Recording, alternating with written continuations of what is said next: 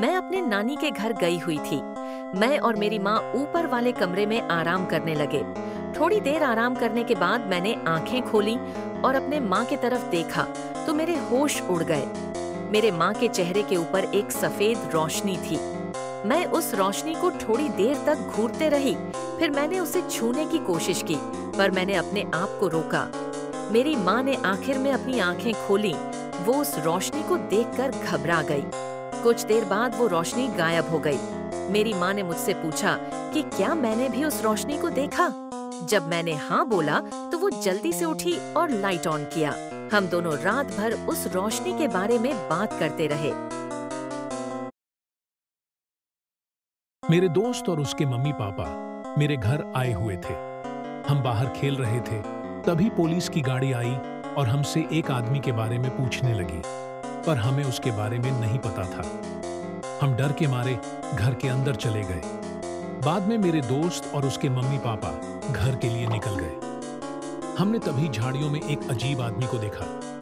मेरे पापा ने पुलिस को खबर कर दी। पुलिस उस आदमी को ढूंढने लगी। मैं बाहर उस आदमी पर नजर रखने के लिए निकला। मुझे लगा वो आदमी मुझे देख नहीं पाएगा, पर कुछ देर बाद वो आदमी मेरे तरफ तेजी से आगे बढ़ने लगा। तभी मेरे पापा ने मुझे अंदर खींच लिया। उस आदमी को पुलिस ने पकड़ लिया। मेरे मम्मी पापा को एक बार किसी काम से बाहर जाना था, तो वो मुझे घर पर छोड़कर अपने काम के लिए निकले। मेरी माँ ने मुझसे कहा कि मैं किसी के लिए दरवाजा ना खोलूं। मैं अपने कमरे में जाकर खेलने लगी।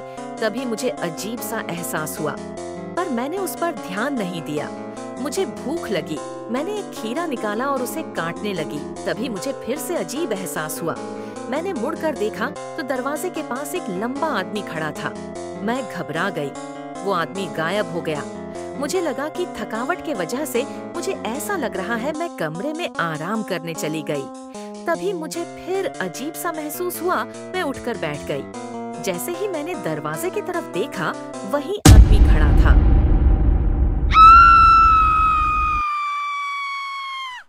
मैं अपनी माँ और नानी के साथ अपने घर की तरफ जा रहा था। तभी मैं उन दोनों से थोड़ा आगे निकल गया।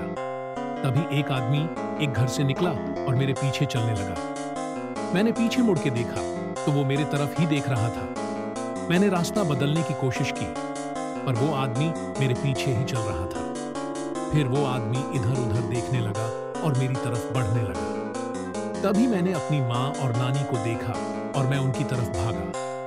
वो आदमी मेरी तरफ घूरने लगा और फिर भाग गया।